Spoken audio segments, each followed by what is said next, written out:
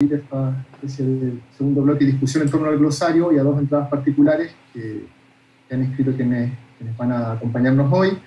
Son Erika Carrizo, que es doctora en Ciencias Sociales por la Universidad de Buenos Aires, investigadora de la Universidad de la UNSAM, que es la de San Martín, ¿no? Y directora nacional de proyectos estratégicos del Ministerio de Ciencia, Tecnología e Innovación. Y también nos acompaña Juan Diego Parra Valencia, doctorado en Filosofía, especialista en Literatura y músico, docente e investigador de la Facultad de Artes y Humanidades del Instituto Tecnológico Metropolitano de Medellín, Colombia. Erika nos va a hablar sobre la entrada de estilo tecnológico y Juan Diego sobre la noción de exteriorización. Entonces, hay un orden, creo, pero yo les pregunto si alguien tiene preferencia por comenzar. No sé si da lo mismo. A mí me da igual, así que no tengo preferencias, como mejor les quede. Igual para mí. Vamos contigo, Erika, entonces ya que... Bueno, genial. Bueno, muchas gracias por la presentación. Perdón por la demora. Creo que fue la primera vez en estos encuentros virtuales en que llego tarde, digamos. Te agarra como una especie de desesperación porque no encontraba el link para conectarme, pero Darío me lo pasó recién, así que... Bueno, muy agradecida por la invitación a formar parte de este proyecto y bueno, también participar de este encuentro. Bueno, como decía nuestro presentador Andrés, yo voy a referenciar algunos de los principales puntos de esta entrada, que es estilo tecnológico. Básicamente, digamos, bueno, por ahí recordar que la noción de estilo, tanto estilo de desarrollo o estilo científico y tecnológico, fue uno de los ejes estructurantes de lo que hoy conocemos como pensamiento latinoamericano en ciencia, tecnología y desarrollo, que emergió en América Latina a fines de la década del 60 y principios de la década del 70, ¿no? En ese marco es que se analiza la noción de estilo tecnológico. Y hablando de la noción de estilo, ya sin referenciar, digamos, a qué estamos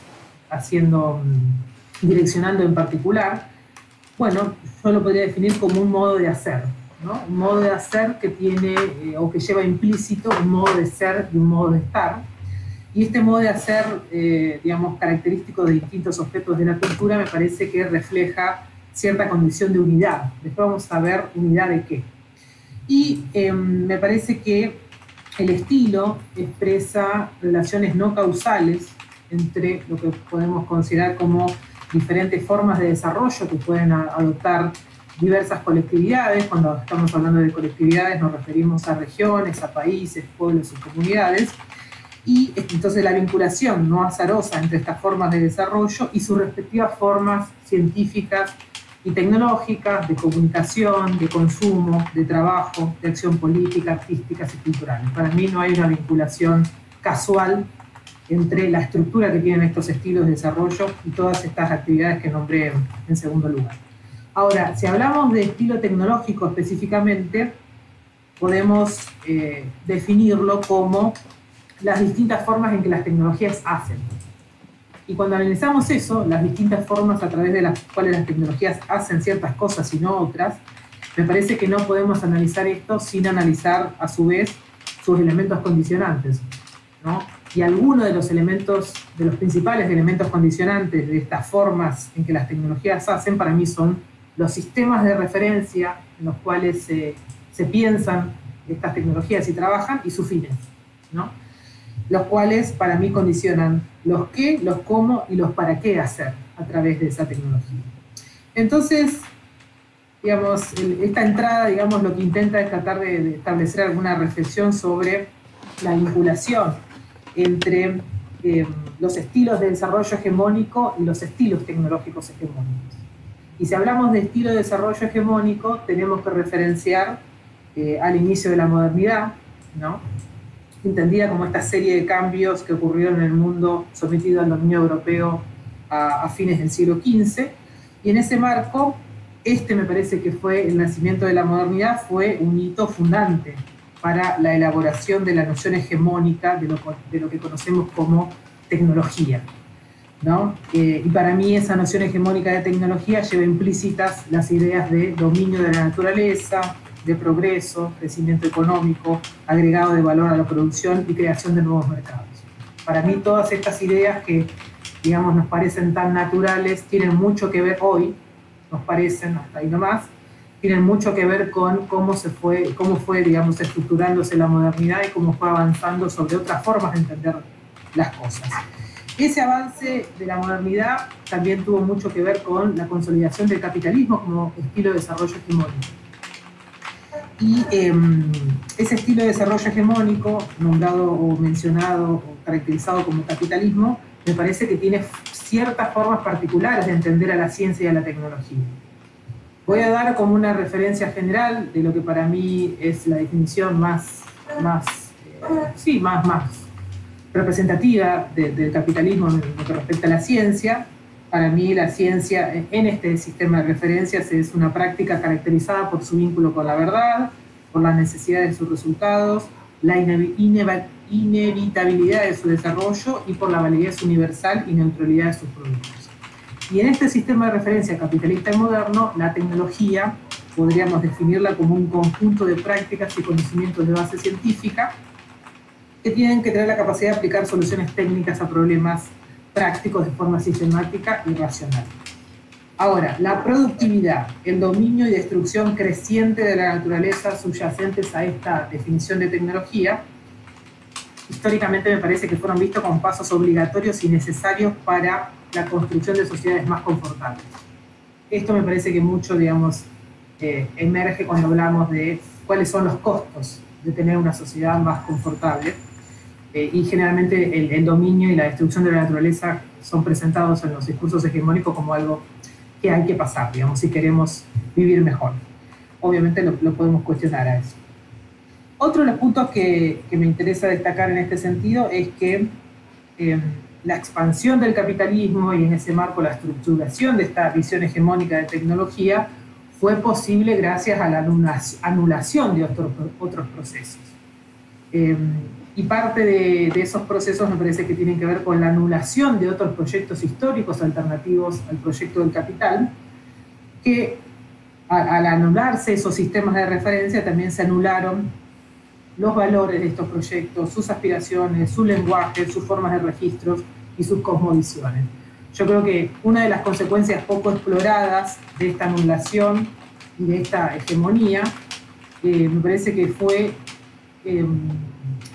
digamos, otras formas de entender la vinculación entre los saberes científicos, comunitarios, artesanales y técnicos con las diversas nociones de bienestar social, económico y ambiental propias de esos proyectos. Digamos, la hegemonía de la ciencia, me parece a mí, por sobre también los otros saberes, como el saber privilegiado, tiene mucho que ver con esta estructuración de este sistema de referencia que estoy tratando de caracterizar, que es un sistema, en última instancia, moderno, occidental, capitalista, productivista, cientificista y patriarcal.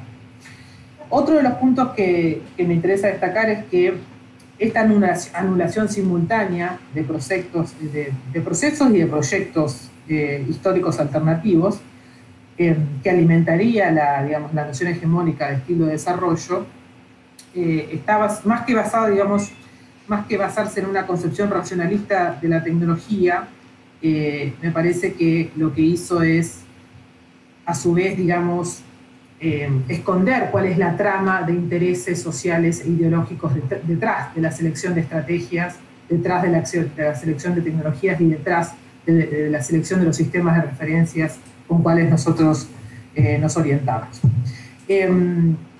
Por otro lado, otra de las cuestiones que me interesa, digamos, destacar en este sentido es que así como se sustrae esta trama social de intereses y de ideología que orienta todo esto que mencioné anteriormente, yo creo que esto deriva en la imposición de un estilo tecnológico, y a la vez que se impone el estilo tecnológico, subrepticiamente se están imponiendo estilos de desarrollo.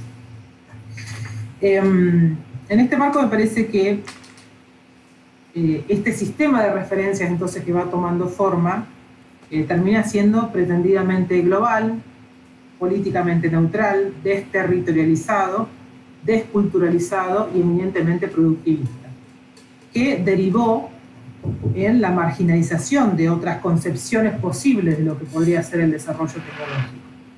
Y entre ellas, entre estas concepciones marginalizadas, vamos a ver qué opinan ustedes, me parece que se encuentran estas concepciones que se conocen como tecnologías apropiadas, tecnologías sociales, tecnologías situadas, que más allá, digamos, de las diferencias que pueden tener todos estos conceptos entre sí, me parece que estas definiciones lo que hacen es, en vez de trabajar con un contexto global, trabajan precisamente con contextos no globales, ¿no? Tratando de posicionar a esos contextos como elementos definitorios para el diseño, la implementación y la apropiación de tecnologías acordes a los fines, las necesidades y las problemáticas de una comunidad dada. Yo creo que ese es uno de los grandes aportes de estas concepciones que logran diferenciarse de la tecnología.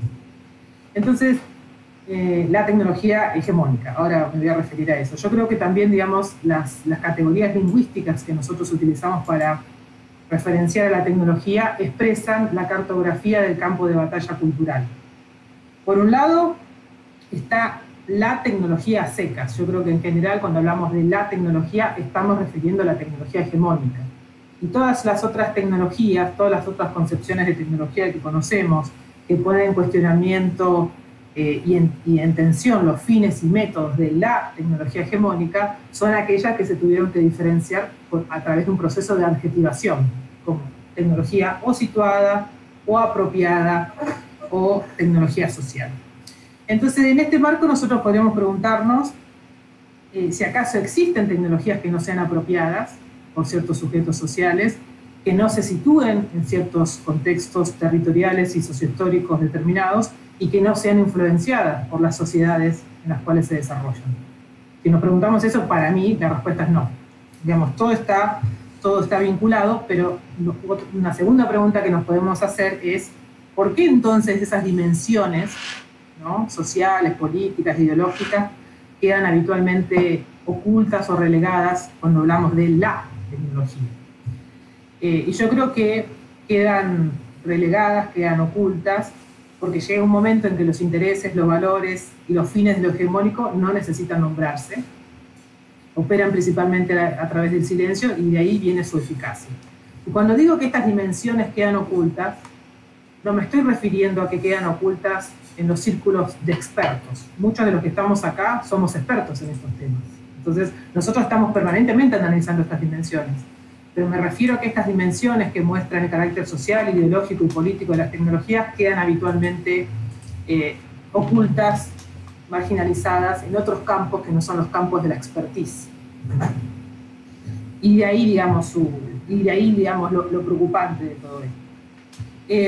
Entonces, en este marco me parece que es importante, digamos, reconocer la potencialidad que tienen los discursos para exponer esos supuestos no nombrados, esos supuestos que con el tiempo van desapareciendo del análisis no de los expertos, sino del resto de nuestras poblaciones, y también, digamos, reconocer que, así como esos discursos transportan el poder y lo refuerzan, también los discursos alternativos me parece que son elementos que pueden configurarse como obstáculos, puntos de resistencia y puntos de partida diferentes para estrategias opuestas y alternativas, ¿no? Entonces, me parece importante reconocer y destacar la importancia que tiene trabajar en estos temas desde el punto de vista discursivo y desde el punto de vista de creación de un nuevo lenguaje y de nuevas concepciones.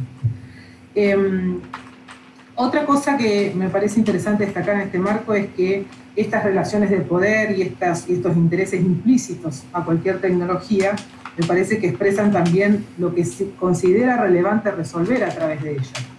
Las tecnologías no resuelven cualquier cosa, resuelven lo que se considera relevante resolver o abordar. Y la relevancia es una característica para mí fuertemente contextual y dinámica, porque no existe una fórmula ni una receta única y estática para definir si un problema es relevante o no, ¿no? Lo cual aplica también a un abordaje o una solución tecnológica. No es que existe una receta clarísima para determinar cuándo una tecnología es relevante o no. ¿Y por qué podremos preguntarnos la característica dinámica y parcial de la relevancia? Bueno, porque está asociada a muchas otras cuestiones. Primero, porque la categoría de relevancia está vinculada a las concepciones que un grupo social dado tiene para, digamos, diferenciar lo que considera importante resolver o abordar y lo que no. Por lo tanto, varía en función del contexto territorial, temporal y cultural analizado. Segundo, porque no todos los miembros de una comunidad dada o de un grupo social dado tienen la misma posibilidad de impregnar sus intereses en las decisiones que se toman cuando se dice que algo es relevante de abordar o no. Digamos, no hay una horizontalidad en la expresión de los intereses en ninguna comunidad que analicemos. Y tercero, porque lo que dicho grupo social, digamos, considere relevante resolver, puede ser relevante hoy y puede no serlo mañana. Ahí vemos también cambios. Entonces, esta impredictibilidad de los diferentes rumbos posibles que pueden adoptar los proyectos históricos hace necesario que atendamos al carácter contingente de los problemas, que van cambiando todo el tiempo, y también, por lo tanto, que atendamos al carácter contingente de los abordajes y soluciones tecnológicas. Esto va cambiando permanentemente. Y esa contingencia para mí también es la que, digamos, la que da cuenta y habilita o nos permite, me parece, identificar este carácter performativo de los estilos tecnológicos, ¿no? Es decir, de la posibilidad que tenemos a través de la tecnología de construir identidades a través del hacer. Y esa construcción de la identidad a través del hacer, me parece que hay muchas posibilidades en este marco, pero a mí me gustaría, para cerrar, identificar dos grandes cauces, sabiendo que en el medio de estos cauces hay infinidad de alternativas posibles y por fuera de ellos también. Me parece que, digamos, hoy nos debatimos en el marco también del terreno tecnológico entre la repetición forzosa de la norma, que responde a los patrones y las restricciones que impulsan y sostienen los estilos de desarrollo hegemónicos, o bien la construcción de esas identidades particulares, también a través de la tecnología, que resultan del ejercicio del derecho pleno de las colectividades y de las otredades a encontrar lo que son y todo lo que pueden llegar a ser también a través de la tecnología. Bueno, así que esos eran los principales puntos de la entrada. Gracias. Muchas gracias, Erika, por tu intervención, muy sugerente, abre muchas aristas, ¿no? para discutir luego, que demos un espacio para hacer intervenciones, dudas y consultas, pero ahora vamos a escuchar, imagino, primero a Juan, que ya está listo, y los dejamos con su presentación en torno a la noción de exteriorización. Listo, Andrés, muchísimas gracias. Gracias además a todos los organizadores de esta actividad. Agustín, por supuesto, por su generosidad siempre. Al equipo de trabajo de Córdoba, que los conocí el año pasado, bueno, creo que este año, al principio de año.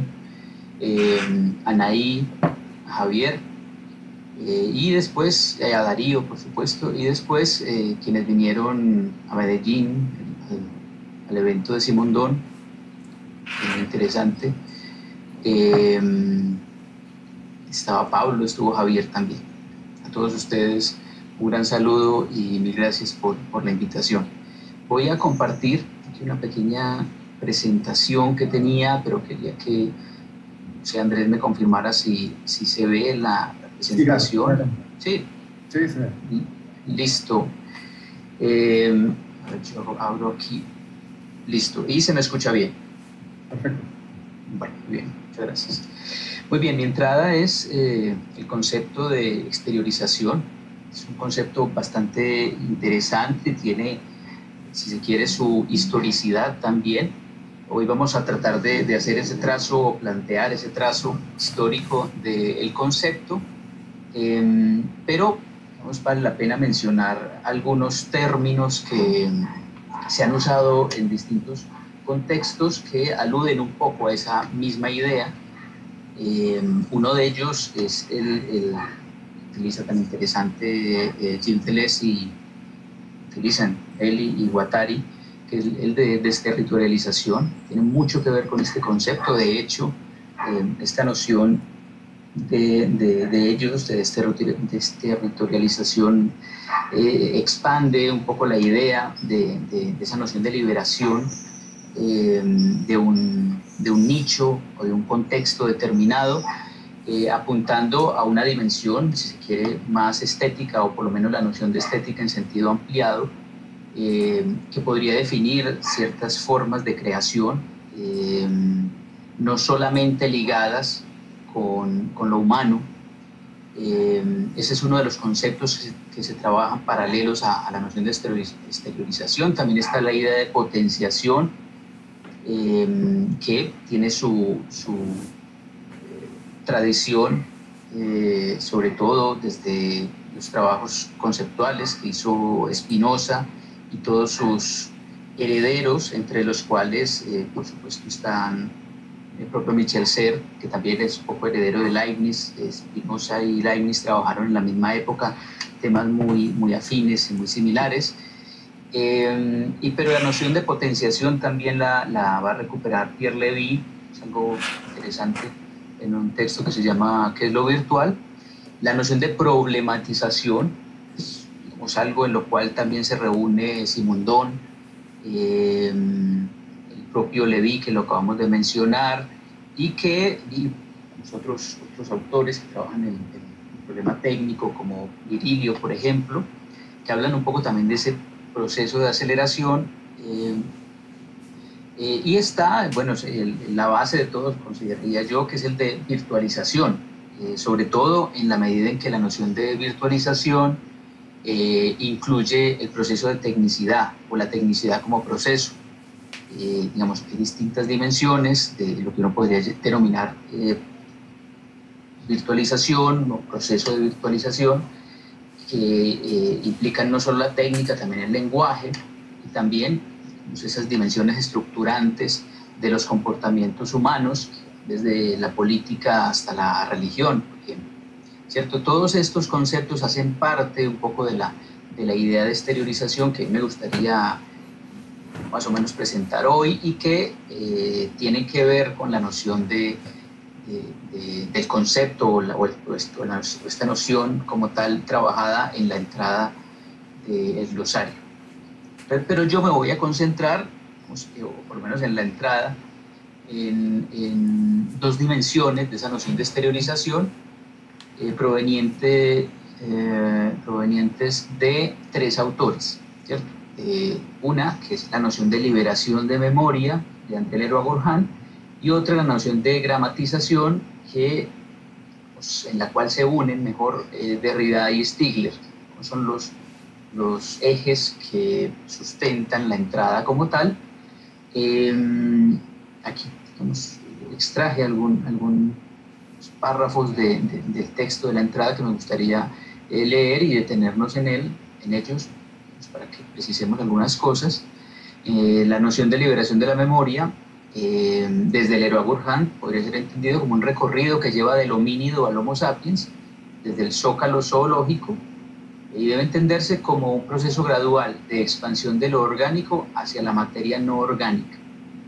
Esta idea va a ser clave a partir de ahí, tanto para Derrida como para Stigler, ¿cierto? Si localizamos como una especie de historicidad en el término, pues tendríamos que ubicar una base fundamental en Leroi-Gourhan, y después veremos que Derrida y Stigler lo asumen, lo absorben.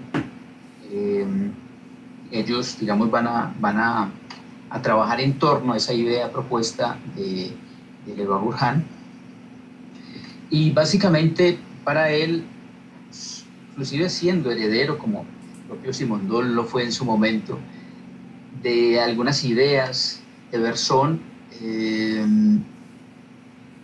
Henri Bergson, la memoria no se agota en una facultad individual.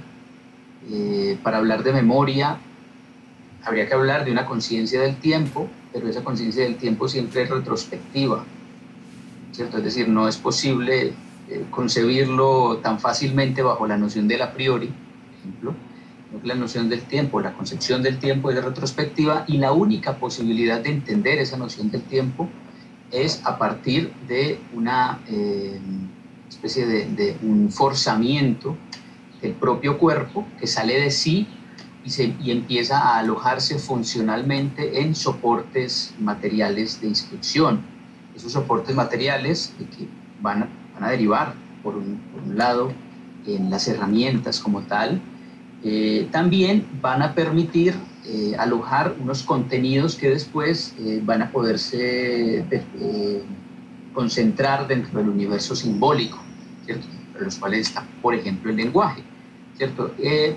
Leroy-Gourhan, digamos que establece ese trazo que lleva desde el zócalo zoológico primordial hasta el desarrollo de la técnica como grado más complejo de exteriorización.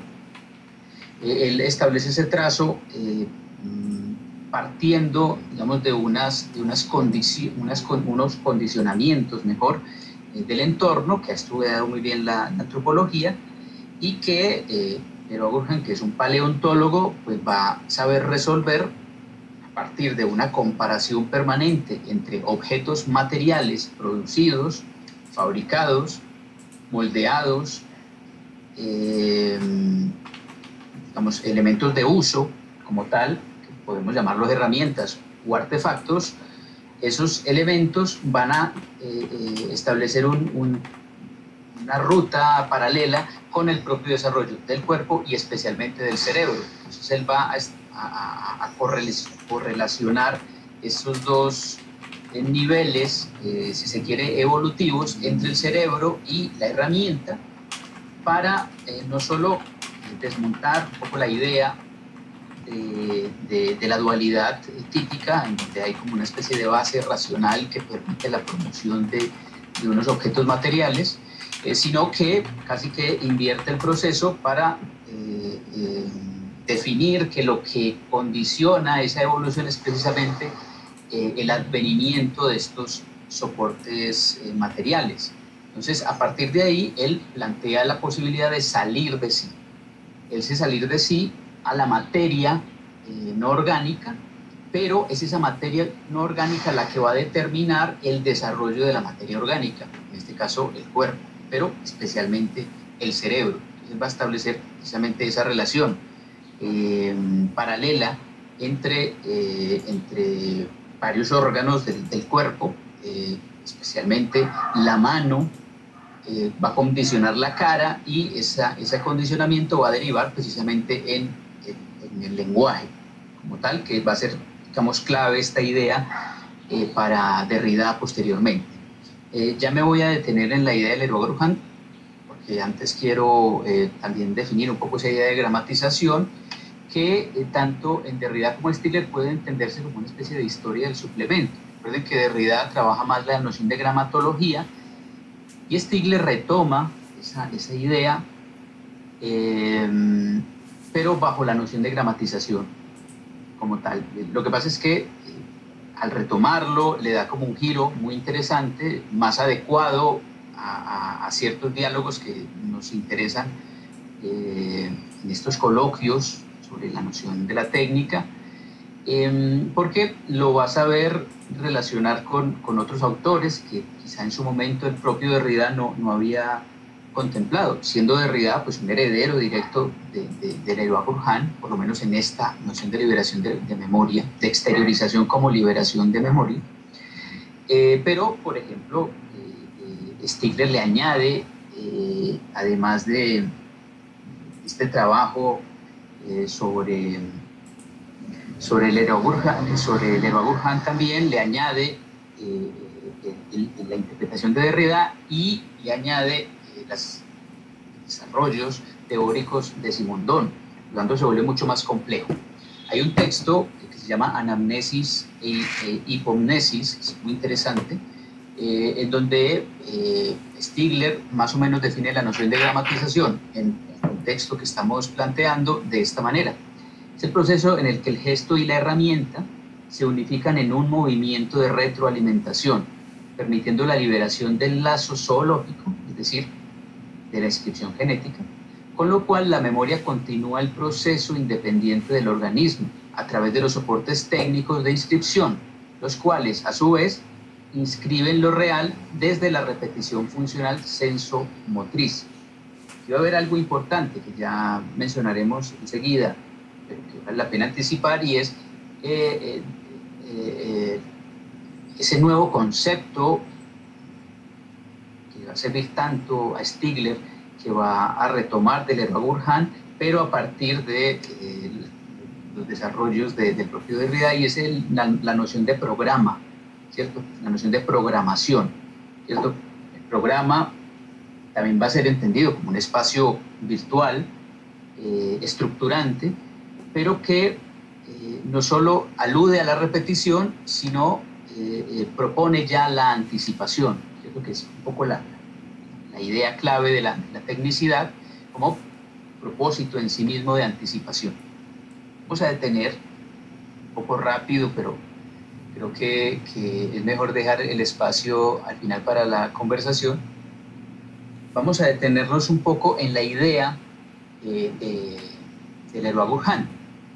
Hay una frase que ha sido muy repetida, extraída del texto El gesto y la palabra, y es que hemos iniciado por los pies y no por el cerebro, en Leroi-Gourhan. Para Leroi-Gourhan la base, digamos, de inteligencia, propiamente en sentido humano, que implica precisamente la complejización y crecimiento del cerebro, está en el bipedismo. Pues, hoy en día es muy obvio, desde la antropología misma ya no pone en cuestión este asunto. El bipedismo determinó precisamente la desfuncionalización de unos órganos y por ende la refuncionalización de ellos. El más evidente, obviamente, en este caso los más evidentes serían las extremidades superiores y especialmente en ese caso la mano, ¿cierto? La mano, digamos, al separarse del suelo como tal, es un elemento fundamental para el apoyo. Cuando el individuo se yergue, las manos quedan libres y esa libertad empieza a orientarse a ciertos usos específicos que obviamente llevan desde cargar cosas hasta escarbar y por ende hasta ciertos procesos que derivarán en la motricidad fina y por ende en la manipulación de objetos, ¿cierto? Esto es muy a grandes rasgos, pero también hay una cosa fundamental, y es que la liberación de la mano permite precisamente un acceso distinto de las cosas del mundo, de la naturaleza, un acceso distinto debido a que ya no hay que ir hacia ellas, sino que se las puede acercar, ¿cierto? El acercamiento de las cosas al rostro, digamos, a los sentidos de observación y de análisis, los ojos, el olfato, el gusto, pronto van a empezar a achatar el rostro, y ese achatamiento va a derivar precisamente una relajación de los músculos como tal y una relajación del órgano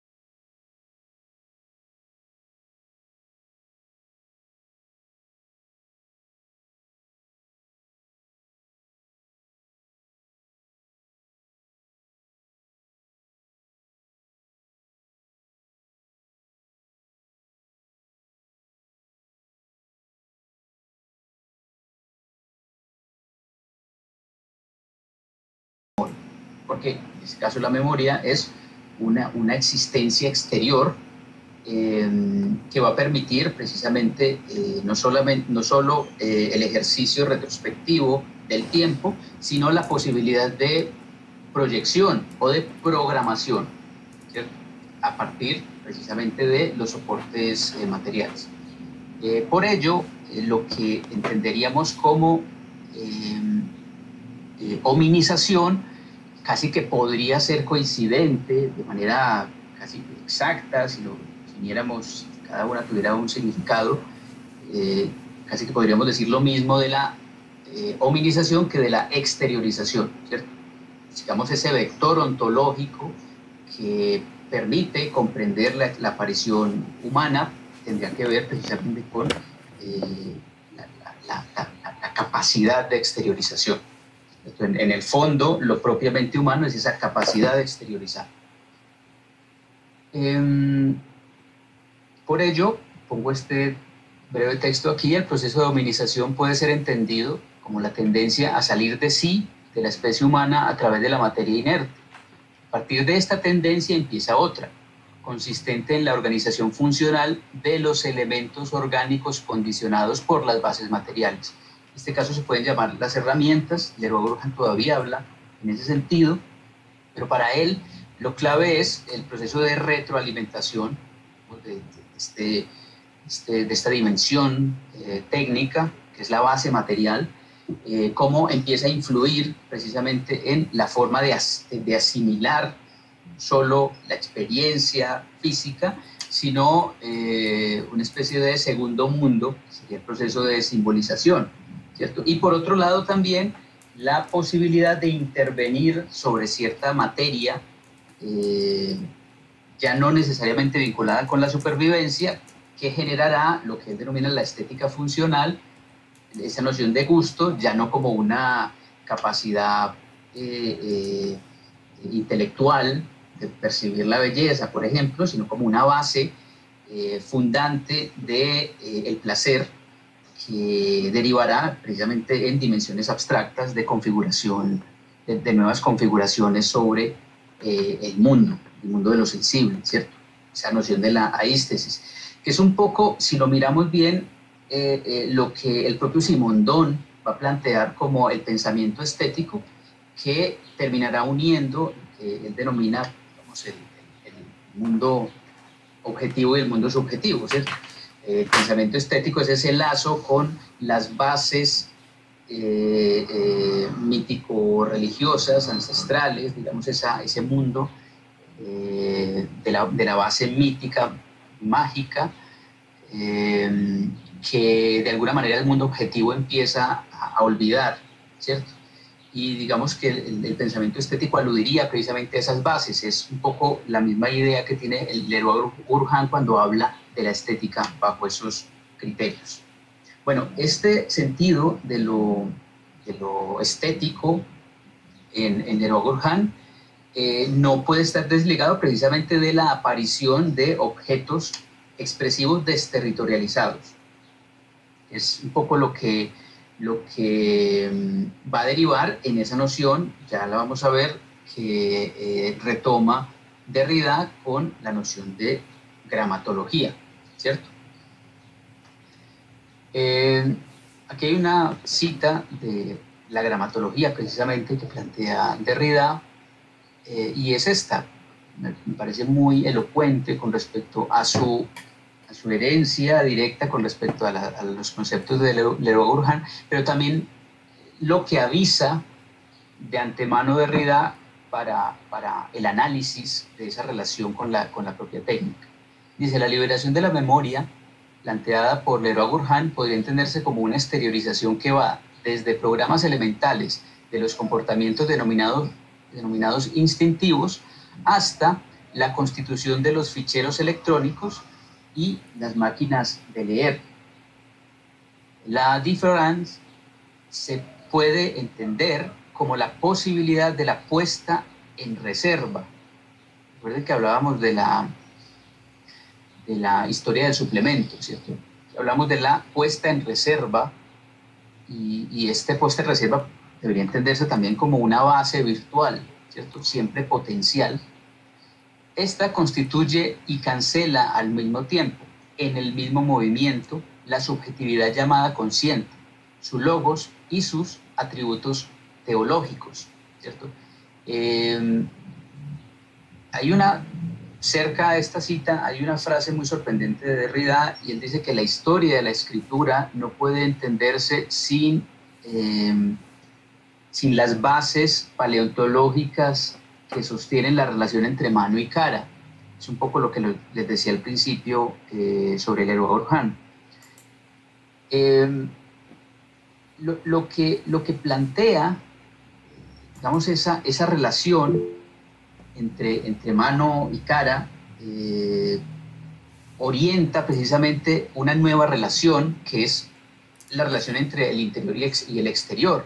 Y es un poco esa idea de diferencia que maneja Derrida la que va a sostener, o la que va a determinar un encuentro con unas capacidades de simbolización del hombre, estructurando precisamente unos comportamientos colectivos, ¿cierto?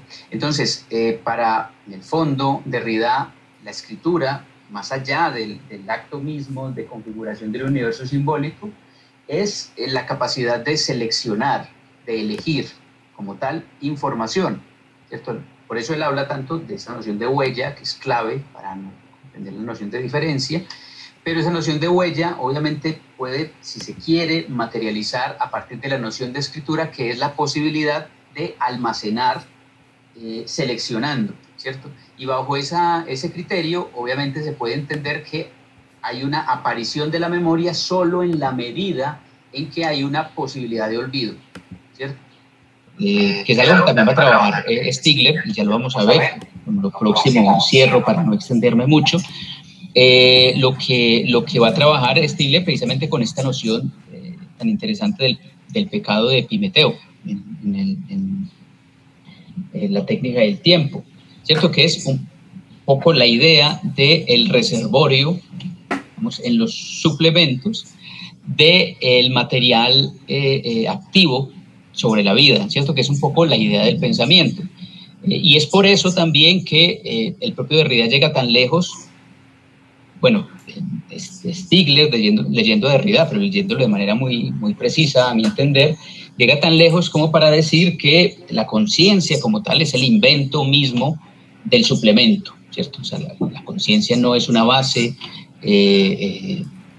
fundante de la capacidad mental, sino que la conciencia aparece precisamente con el suplemento.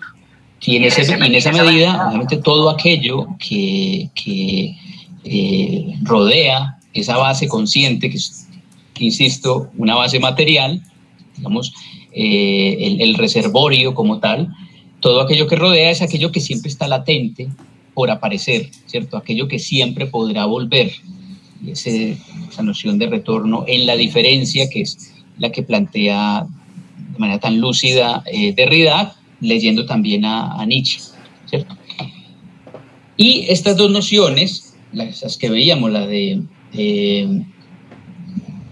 digamos, devolvámonos por acá, la noción de liberación de memoria, desde esa base paleontológica, y la noción de gramatología de Derrida, es la que nos va a permitir, con Stigler, hablar de una gramatización, básicamente como un moldeamiento de ese concepto de exteriorización que estaba ya en Leroy Urgán, ¿cierto?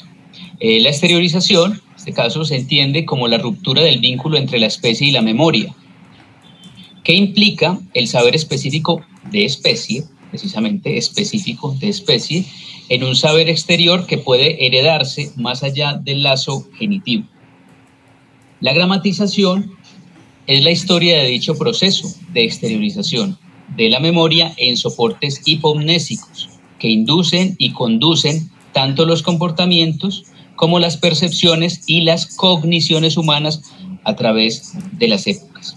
Recuerden que hay un texto bastante importante de Stigler, muy revelador además, que se llama Lo inorgánico organizado, donde él se detiene en 3 tipos de memoria: la genética, la epigenética y la epifilogenética.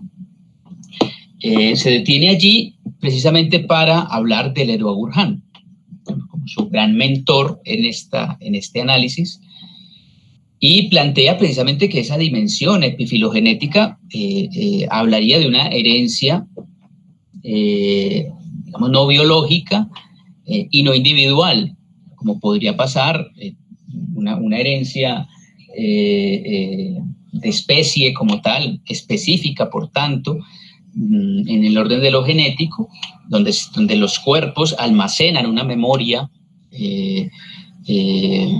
muy biológica, otra memoria que implicaría precisamente la capacidad de los individuos por almacenar unos comportamientos a partir de la repetición, generando unos hábitos, no solo de conducta, sino también de pensamiento, que implicaría esa dimensión epigenética. Pero, claro, esa dimensión epigenética tiene que hacer uso de una información que es la que está precisamente alojada en los soportes de inscripción, que son los soportes técnicos, y no solo en el nivel simbólico como tal, sino también en el nivel funcional. Las herramientas como tal almacenan una memoria motriz, que es lo que Leroy Gourhan denomina el gesto, ¿cierto? Los objetos, en este caso las herramientas o los artefactos, almacenan, digamos, una motricidad típicamente humana, que tiene que ver con precisamente unos procesos coreográficos en su uso, definiendo precisamente los comportamientos del propio cuerpo. Entonces, un martillo, por ejemplo, es una despensa de golpes, por supuesto, pero también es una especie de almacén gestual que garantiza, digamos, un mismo movimiento dentro de ese contexto humano, de todos los hombres, no solo los que lo han usado, sino los que lo podrían usar, ¿cierto? Entonces, el martillo en este caso es un reservorio de gestos humanos ligados con una funcionalidad. Entonces, lo que ocurre, digamos, con estos soportes que denominaría el propio Stigler como hipomnésicos, harían parte de esa memoria epifilogenética, que es, digamos, el nivel complejo de exteriorización desarrollado históricamente, digamos, dentro de un análisis más amplio, como una historia de los soportes, una historia de los suplementos, ¿cierto? En el fondo, la gramatización de la que habla Stigler. Bueno, eso es más o menos la entrada. No quiero expandirme más para dejar espacio de pronto para una conversación. Así que muchas gracias. Voy a dejar de compartir acá y vuelvo. Bueno, muchas gracias, Juan Diego, por la presentación. Gracias. También gracias a Erika. Y nada, tenemos muchas cosas sobre las cuales conversar, sin duda, en este tiempito que nos queda, que si mal no entiendo, son cerca de 30 minutos, entonces se abre ahí este espacio, me confirma Agustín, siempre pendiente de todas las variables ahí. Entonces, nada, yo tengo muchas inquietudes, pero claro, abro un poco las preguntas, las dudas, los comentarios al resto de participantes de la sesión de hoy, para que, bueno, nuestra presentadora puedan responder o seguir un poco esta conversación. ¿Quién quiere abrir estos pequeños momentos de debate, digamos, que vamos a dar? ¿Puedo romper el hielo? Romper el hielo es la expresión que buscaba. Gracias, Darío, por favor. No, me parecía interesante, bueno, las dos exposiciones estuvieron súper interesantes, súper jugosas. Como decís vos, Andrés, abren 1000 aristas, ¿no? Es decir, cada una nos podríamos detener un rato largo. Pero a mí me parecía que una cosa que atraviesa las dos, y que por ahí puede servir también como un diálogo entre los dos entradas, es la tensión entre lo universal y lo particular, ¿no? La cuestión entre lo que Leroy Gourhan llamaría tendencia, y después los hechos etnográficos, ¿no? Cómo cada pueblo se manifiesta esa tendencia que uno podría pensar que es lógica en principio, pero cuando va al trabajo empírico, dice Leroy Gourhan, no aparece tan clara en los documentos físicos, ¿no? En los restos de las culturas. Y eso me parece que enfatiza mucho la entrada de Juan en la cuestión quizá más universal, pero me parece que está bueno pensarlo cómo lo piensa con Erika, donde también hizo una crítica a lo universal y esto de, bueno, no, ¿existe algo que sea universal en ese sentido en la práctica? ¿No es toda tecnología apropiación de algún pueblo, de alguna comunidad? Digo, hay una tensión ahí muy interesante y que uno cuando empieza a estudiar estos temas, empieza por un lado, las cuestiones universales aparecen claro, pero por otro lado las cuestiones específicas y sobre todo esta idea de exteriorización como que entra en tensión también con la de apropiación, ¿no? O sea, de una de adentro para afuera y la otra de afuera para adentro. No sé, ¿cómo piensan a lo mejor un canal ahí de intercambio, un puente entre lo universal y lo particular desde el concepto de exteriorización y desde el concepto de estilos tecnológicos? Que estilos tecnológicos me parece a mí, no sé qué dirá Erika, es particular por definición, ¿no? Es decir, no habría algo universal que sería el estilo o la tecnología, ¿no? Bueno, eso como para abrir ahí un intercambio primero. ¿Yo puedo intervenir en relación a eso que decía Darío? No sé si es totalmente acorde lo que voy a decir, pero hablaste de apropiación y justo mientras hablaba el compañero yo estaba pensando en un ejemplo particular, digamos, que desarrolla Paul Beatriz Preciado, que me hizo acordar, digamos, lo que hablaba el compañero cuando hablaba de alguna manera de tecnificación del cuerpo, ¿no? No hablabas de tecnificación del cuerpo, pero yo caí, digamos, en esa idea al escucharte, digamos. Y el ejemplo que me gustaría dar, que tiene que ver con esto de la apropiación que decía Darío, que para mí tiene que ver mucho con lo particular, mucho en cómo las comunidades se apropian de ciertas cosas y quizá cambian los fines de la tecnología. El ejemplo que recordé fue el tema de la píldora anticonceptiva, que surge a mediados del siglo XX, y Preciado dice, más o menos explica, digamos, cómo la píldora anticonceptiva, digamos, básicamente, si hablamos de los fines con los cuales, digamos, se aplica esta técnica, ¿no? Esta tecnificación del cuerpo, era básicamente para controlar el crecimiento poblacional de las razas no blancas, razas entendidas como categoría sociopolítica y no biológica. Y pasa algo totalmente inesperado en ese marco, que es que las mujeres blancas se apropian de esas técnicas con otros fines, se apropian con fines de liberación sexual, ¿no? Entonces fíjense cómo la píldora, digamos, estaba pensada, digamos, con ciertos fines inicialmente y en realidad termina abriendo, digamos, termina separando heterosexualidad de reproducción. Y uno se podría preguntar, ¿esto fue global? Y no, digamos, o sea, este cambio de fines de esta técnica me parece que fue posible en el marco de esta comunidad particular. Mujeres blancas y heterosexuales que hicieron esta reapropiación de esta tecnología.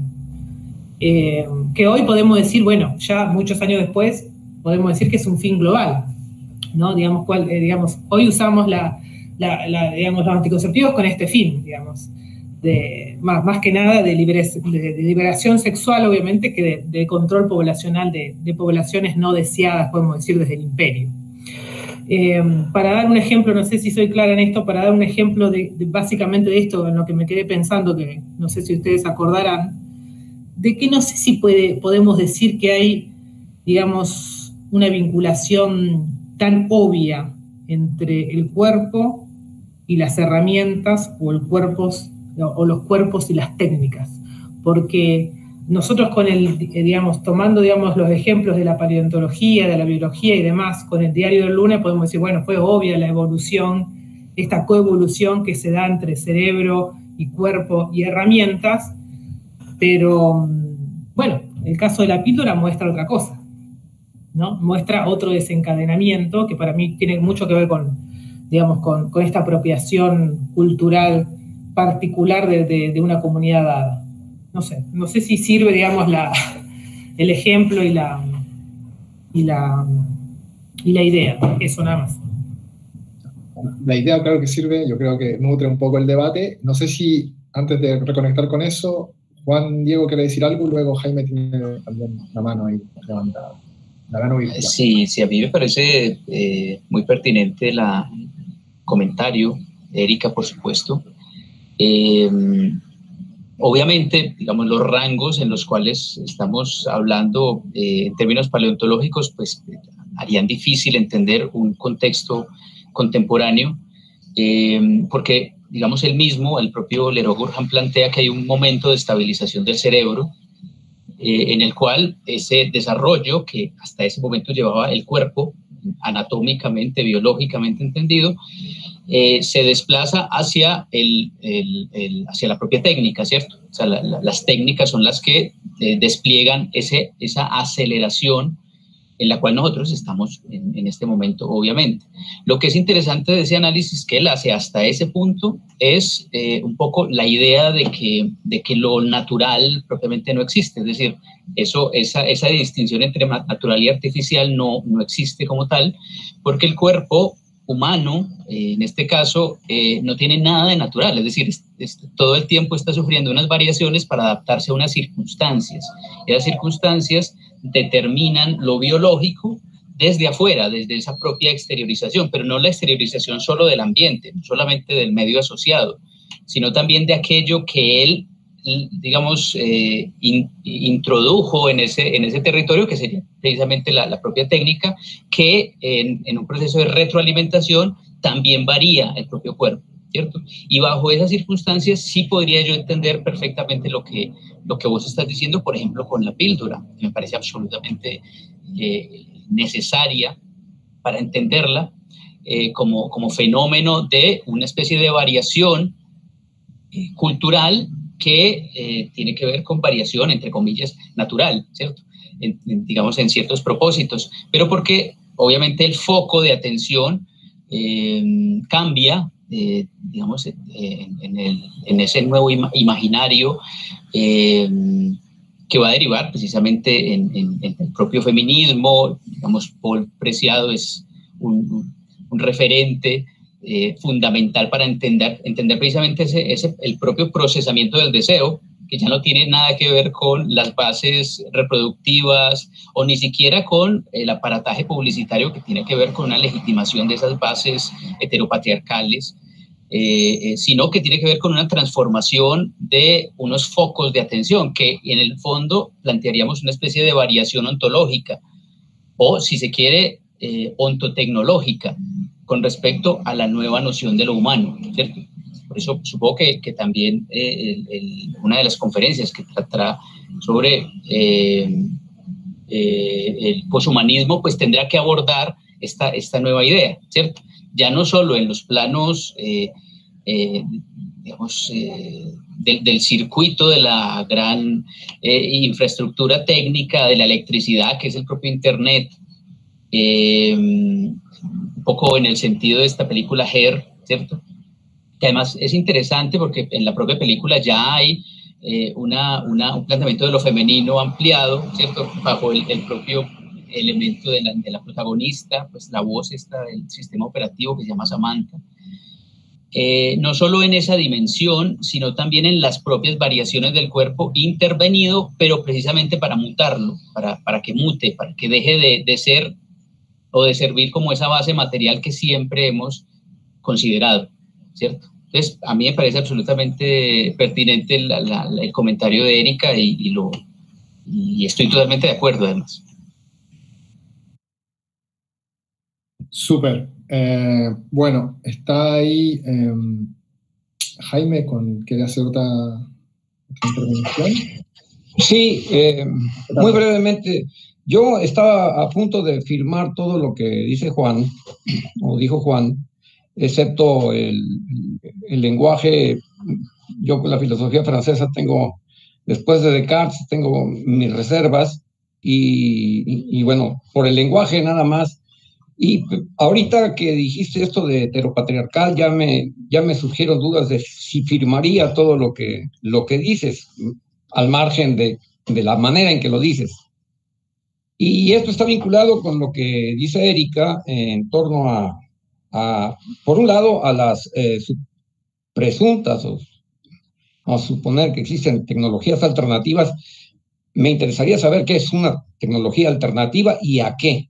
Supongo que a esta tecnología que es heteropatriarcal y qué sé yo, cualquier cosa que signifique heteropatriarcal, pero me sorprende mucho, Erika, que pongas digamos, como ejemplo de una apropiación de la tecnología a las mujeres blancas heterosexuales, cuando al parecer tu argumento va precisamente en el sentido del feminismo que tiene como enemigo directo al heteropatriarcado, que no.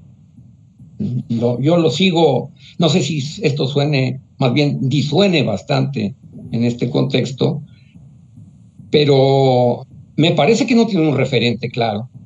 ¿No? ¿De qué hablamos, pues, cuando hablamos de alternativas tecnológicas o de tecnologías alternativas? ¿De qué hablamos cuando hablamos de heteropatriarcado? ¿Y cómo estamos vinculando el hecho de ser herederos de la, vamos a decir, de la ilustración y de la revolución industrial y de la ciencia occidental, todo este asunto, con una eventual posibilidad de pueblos originarios o culturas o identidades culturales que también no me queda muy claro en qué consistirían y qué tipo de tecnología podría ser la alternativa, ¿no? Siento que hay aquí primero como una falta de claridad conceptual que a mí me preocupa siempre que me enfrento a este tipo de cosas, porque no sé si es mi cerebro el que no ha evolucionado suficientemente, Juan, o sea un problema tal vez del discurso que escucho o una combinación de ambas, pero tengo ese problema con el referente del concepto o del término, en este caso, a qué nos referimos, y por otro lado con la relación que habría entre estos dos, ¿no? Entre tecnologías alternativas opuestas presuntamente a un dominio europeizante u occidental o lo que sea, sobre algunos presuntos pueblos originarios, en que somos originarios de dónde, esta originalidad o este fundamento étnico, cultural, de dónde viene o cómo lo definimos. Estas son como que las cosas que a mí me parecen disonantes en este contexto, porque conozco muchas posiciones en contra de lo que yo estoy manifestando, pero bueno, he de manifestarlo en aras de la honestidad y bueno, de la claridad y del debate. Les agradezco. Vale, no, pero esto te iba a dar un paso a ti. Perdón. No, un poco para sumar a la pregunta que hacía, digamos, el compañero. Con relación a esto que te decía, esto de la apropiación, digamos, de esta otra apropiación que se dieron las mujeres, que hicieron las mujeres blancas de la píldora, estoy reproduciendo Apreciado. Así lo explica Apreciado, digamos, para mostrar, digamos, cómo se dio una apropiación diferente a la planificada originalmente, ¿no? No es que yo lo estoy diciendo porque yo lo creo así, estoy reproduciendo Apreciado. Ahora, siguiendo, digamos, esta pregunta que vos hacés, que uno podría decir, bueno, entonces cuestionemos lo Apreciado también. ¿Por qué habla de la apropiación de las mujeres blancas, de esta reapropiación de las mujeres blancas del anticonceptivo y no de otro tipo de mujeres? ¿No? Y ahí, digamos, tomando, digamos, esa interpelación, podríamos decir, ¿todos los tipos de mujeres pueden hacer esta apropiación de la píldora? ¿No? Porque si no estaríamos pensando, digamos, que la comunidad de las mujeres a nivel global es una sola. Y la verdad que no es así, digamos. No todas las mujeres manejan la misma información sobre qué es lo que te permite hacer una píldora anticonceptiva, ¿no? Hay mujeres que jamás han consumido este tipo de técnicas, ¿no? Y me parece que tiene que ver también con una cuestión de tipo cultural. No todas las mujeres tienen el mismo acceso a este tipo de prácticas anticonceptivas, ¿no? Por lo tanto, tenemos que considerar la cultura ahí como, digamos, como un elemento condicionante para apropiarse de cierto modo y no de otro, de esta técnica, para responder a tu pregunta, en particular con esto. Y después, con respecto a lo alternativo, digamos, digamos, sin ser una especialista, digamos, en estas definiciones que di, digamos, de ejemplos de tecnologías que no serían las tecnologías hegemónicas, que nombré como situadas, apropiadas, sociales y demás, digamos, la orientación que yo le quería dar me parece que tiene que ver con esto, digamos, que cuando uno habla de alternativo, me parece que lo primero que tiene que pensar, que preguntarse es, ¿alternativo en referencia a qué? Alternativo en función del sistema de referencias, ¿no? No sé si hay un acuerdo con respecto a eso, es que hay un sistema de referencias naturalizado, ¿no? Entonces, cuando hablamos, me parece a mí, es una definición que estoy inventando ahora, digamos, tomando lo anterior, digamos, pero para dar una referencia propia. Si hablamos de alternativo, me parece que tiene que ver con una concepción que pone en cuestionamiento, digamos, lo naturalizado. Ahora, ¿cuáles son los fines de esas tecnologías alternativas? De nuevo, vuelvo a lo particular, me parece, que tendría que analizarse en función al contexto particular que estamos analizando. Y cuando hablo de alternativo, yo no me refiero solamente a los pueblos originarios, ¿no? Porque, digamos, me parece que lo que existe en la actualidad, más allá de que no tengamos mucho conocimiento de eso, es la coexistencia de muchas lógicas para entender la tecnología, que no solamente tienen que ver con, o la lógica hegemónica esta que trataba de describir, que es la lógica vinculada a este sistema de referencia capitalista, patriarcal, bla, bla, bla, o la lógica de los pueblos originarios. ¿No hay otras lógicas que puedan estar ahí dando vueltas? Para mí sí las hay, lo que pasa es que no las conocemos en detalle, ¿no? Por lo tanto, lo alternativo para mí, o aquello, digamos, que se propone cuestionar los principios hegemónicos incuestionados y que por eso, digamos, prácticamente no se mencionan, no tiene que ver exclusivamente con los pueblos originarios. Quizá lo alternativo tiene que ver con esto que decía Darío, con una apropiación diferente de la tecnología, una apropiación diferente, digamos, en relación a los fines con los cuales se la pensaba originalmente. No sé si soy clara con lo que digo.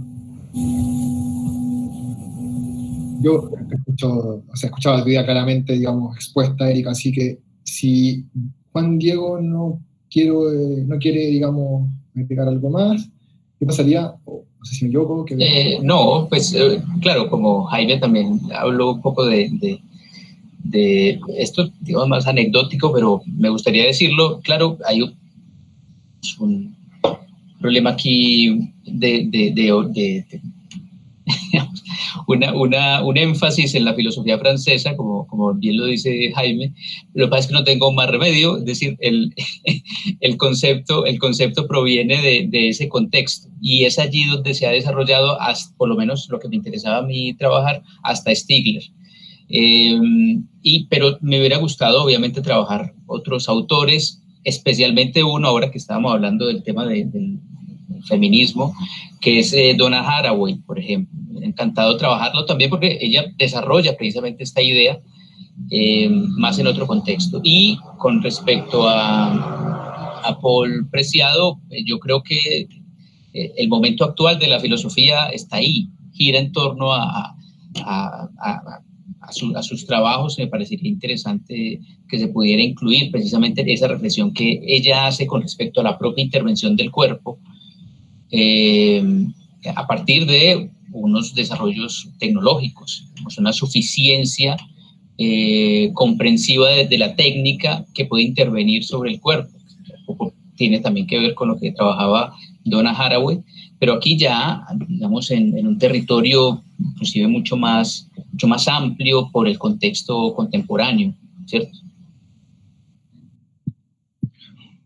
Vale, bueno, agrego una intervención de Darío en el chat, ¿no? Dice, el concepto de préstamo de Leroy-Gourand sobre las técnicas de un pueblo a otro se podría pensar en clave de apropiación. Él agrega eso. Yo agrego a ese comentario, que está, ya que Derrida está sobre la mesa, hay un concepto en Derrida que le permite seguir deconstruyendo la idea de propiedad, que todavía está insinuada en apropiación, que es la noción de exapropiación. Y que además es clave porque la exapropiación, cuando Derrida la plantea en su diálogo con Stigler, en Ecografías de la televisión, justamente a propósito del problema del patrimonio, de los derechos de propiedad en torno a la imagen, en torno a los registros, ¿no? Y ahí se abre otro campo de debate interesante, de cuestionar cómo la idea de apropiación sigue presa, ¿no?, de una idea de propiedad. Bueno, está esta idea también que dice Darío de préstamo, ¿no? Y sumo a lo de Darío un comentario que hace Samuel Toro, que lo copia aquí Agustín, que lo hace en el chat de YouTube, con respecto a la exteriorización, dice Samuel, y las relaciones primarias de la mano en tanto intercambio de lo técnico y el cuerpo. ¿Qué opinión tiene de Flusser? Me imagino que te dice a ti directamente, Juan Diego. Tiene de Flusser en relación a la perspectiva de los objetos que termina conceptualizándolos como información. Eso. O sea, ahí dejo el comentario también para Erika y Juan Diego. Bueno, no, yo creo que es totalmente resonante con lo que expusimos, con esa noción de gesto de Leroy Gourhan. Yo lo veo muy, muy, muy conectado. Claro, no lo menciono. La idea del gesto, pues obviamente nosotros la tenemos muy cercana con Flusser, precisamente por su libro, pero creo que no podría aseverarlo como tal en sus relaciones con Leroy Gourhan, pero yo apuntaría a que él conoce ese trabajo del propio Leroy Gourhan porque es muy similar, es decir, trabaja bajo la misma idea, solo que quizá la aplicación que se ha tenido de Flusser e incluso del propio Simondon recientemente ha orientado más esa base filosófica tan interesante que hay allí a unos contextos que tienen que ver más con el diseño industrial e incluso más con una visión restringida de la estética, digamos como una conceptualización de lo bello, de la belleza, ¿cierto? Entonces hay unos contextos en los cuales se ha trabajado tanto a Flusser como a Simondon, especialmente la idea de tecnoestética de Simondon, que nos separan de ese trazo conceptual que más o menos planteábamos ahora. Para responder ahora sí directamente, yo considero que es muy similar la aproximación y el análisis que hace Flusser a la noción de gesto de Leroy Gourhan. Gracias, Juan Diego. Erika, ¿quieres agregar algo al respecto? ¿No? Vale. ¿Tienes el micrófono desconectado? Perdón, no, la verdad que no estaría en condiciones de responder la pregunta porque son autores que yo no he trabajado, por lo tanto no tengo la misma base como para entender siquiera la pregunta. Vale, perfecto. Si alguien más quiere hacer algún comentario. Ah, sí. Jaime señala acá arremetiendo nuevamente, digamos. ¿Quieres abrir el micrófono? O sea, ¿quieres decirlo tú, Jaime, o lo leo? Dice... Arremetiendo es así como me imagino la imagen de un toro que arremete, ¿no?, contra el torero, contra el capote. Sé que en Argentina no son muy dados a la tauromaquia y hacen bien, pero no es propiamente arremeter, es simplemente poner sobre la mesa de discusión amigable, razonable, pues una idea que a mí me sigue pues, revoloteando en la cabeza, primero porque está creciendo día con día en los medios de comunicación, en las redes sociales y todo esto, y que ha llegado, bueno, a plantear cuestiones de orden político en España en particular, que yo tenga noción muy, muy, muy fuertemente, y se refiere a este asunto del heteropatriarcado, manejado, entre otras personas, por autoras famosas como Donna Haraway, que citaba Juan ahora, y que no ha sido posible, desde mi punto de vista, no ha sido posible de ser, pues si no definido, por lo menos caracterizado con suficiente claridad. Y es una de las deudas que tendría la filosofía al respecto, ¿no? Porque se supone que pues, los filósofos se dedican a pensar y a aclarar el vínculo entre el mundo y el lenguaje. Y además, ¿cómo se sostendría este supuesto heteropatriarcado? Pues, supongo que también es capitalista, que es cientificista, positivista, bungeano, dijeran mis colegas argentinos. ¿Cómo se sostendría en la tecnología? Y precisamente, ¿cómo se sostendría en la ausencia, en ese silencio que señala Erika, en la ausencia de esas alternativas tecnológicas, ¿no? Y como digo, alternativa, como ella misma lo acotó, Una alternativa es alternativa al mainstream en la tecnología, o sea, alternativa a la ilustración, alternativa a la revolución científica, alternativa a la ciencia y a la tecnología occidental, alternativa al pensamiento europeizante, ¿no? Y por ahí yo suponía que eso, por eso yo supuse que tendría que ver con una alternativa desde culturas distintas, y las más distintas culturas que yo me puedo imaginar, por lo menos en México, pues son los que algunos antropólogos dicen o les llaman pueblos originarios. De ahí mi alusión a estas etnias o culturas. Sí, Erika, no sé si quieres responder. Darío, quiere hacer toda la pregunta, si la dejamos después, tú ves, si quieres responder al tiro o esperas lo de Darío, que parece que va a... No. ¿Vos querés decir algo, Darío? No, una pequeña intervención por lo que dice Jaime, que es muy interesante una nota que salió, por ejemplo, en el diario El País de España a principios de noviembre sobre unos hallazgos que hicieron precisamente antropólogos estadounidenses y peruanos en el Puno, digamos, en los Andes del Perú, donde encontraron una joven mujer, sus fósiles, ¿no? Con herramientas y con lanzas, y entonces plantearon la cuestión de que las mujeres también eran cazadoras, ¿no? Y ahí tenemos, por ejemplo, un ejemplo, Jaime, de cómo opera el patriarcado también en la ciencia, ¿no? Porque nunca estuvo en el plano que las mujeres eran cazadoras, por ejemplo, ¿no? Y quizás nunca se hicieron estos descubrimientos también porque no estaba la mirada ajustada para hacerlo, ¿no? Digo, como una pequeña intervención como para decir un dato objetivo, digo, no es algo que me parezca, sino que ha aparecido este hallazgo, se han publicado cosas al respecto, digo, ahí me parece que hay que ir a tientas, ¿no? Hay que ir con mucho cuidado porque es complejo el ámbito, no es simplemente decir que son cosas que se imaginan los franceses, ¿no? Digo, hay ahí, me parece, datos objetivos para problematizar la cuestión, ¿no? Como una pequeña intervención como para clavarle una lanza al toro. Sí, yo le voy a clavar otra ahora, ya que estamos. Dale. Darío, porque yo también tengo como problemas para definir, o me parece medio, muy arriesgado y muy creído dar una definición de alternativo.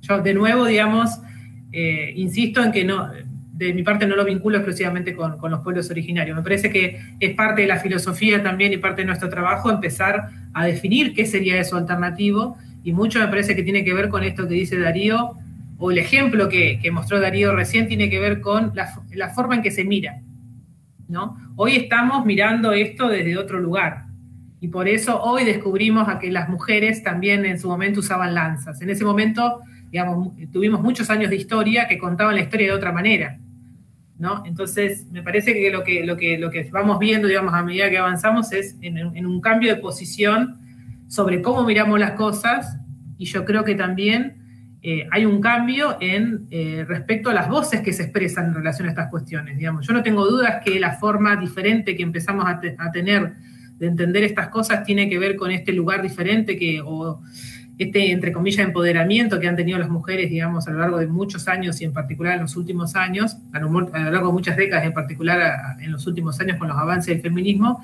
pero yo creo que paulativamente, no solamente con la mujer, digo, tiene que ver también con darle espacio a la diferencia, ¿no? A la diferencia en todo su sentido, que no solamente son las mujeres, digamos, como ejemplo de sujetos subalternos, para contar la historia desde otro lugar y para pensar estas cosas desde otro lugar. Eso por un lado. Y después, digamos, me parece que yo también lo estoy empezando a analizar, digamos, esta vinculación que existe entre, esta vinculación que existe entre diferentes, si se quiere, eslabones de una fórmula que quizá por ahí no son no se les presta tanta atención a estos eslabones, digamos, en la construcción de sentido, o sea, el rol que tienen estos eslabones en la construcción de sentido, que yo voy a mencionar algunos, como son, de nuevo, los hombres blancos o blanqueados, de clase media, capitalinos, padres de familia o en camino a hacerlo, digamos. Estoy siendo provocadora, digamos, a riesgo de contradecirme a mí misma, heterosexuales, digamos. Todas estas cosas que estoy marcando, no sé si ustedes lo ven, digamos, como los lugares comunes de construcción de sentido. yo creo que todos estos eslabones de esta fórmula que estoy marcando son como voces habilitadas para construir sentido. No digo que no existen otras voces que pueden construir miradas diferentes.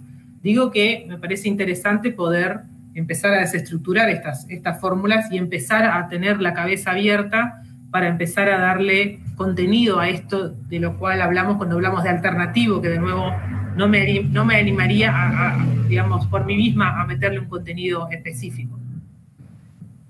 Sí, yo me atrevo a tratar de complementar un poco lo de Erika, porque estoy muy en la línea de lo que estás planteando, y de hecho sumaría más autores y autoras por ahí que a Jaime a lo mejor le ayudan a convencerse un poco más, digamos, pero además de Donna Haraway, a mí me parece que todo el trabajo de Evelyn Fox Keller, por ejemplo, en el campo de la epistemología de las ciencias, es fundamental para entender, por ejemplo, el uso de las metáforas que Francis Bacon, por ejemplo, toma con la idea de dominación sobre la naturaleza, de tratar a la naturaleza y a las mujeres con metáforas similares, ¿no? Y esta idea de que el científico domina, se sobrepone sobre la naturaleza, están en el corazón de la modernidad, digamos, del discurso científico. Y luego hoy día hay un montón de, la última década, un montón de estudios en torno al papel secundario forzosamente que se le daba a las mujeres en el campo de las ciencias, pese a siempre haber tenido un lugar importante, ¿no? En toda la historia, por ejemplo, de la informática, de las ciencias de la computación, las mujeres han sido pioneras y, sin embargo, han sido una y otra vez invisibilizadas.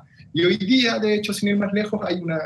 No recuerdo el sitio, pero te puedo pasarle después la referencia. Yo igual he publicado algo con esos datos, ¿no? Se han hecho encuestas sobre el número de programadores que existen hoy día en el mundo, ¿no? Y más del 92%, perdón, son hombres, de todos los programadores que existen.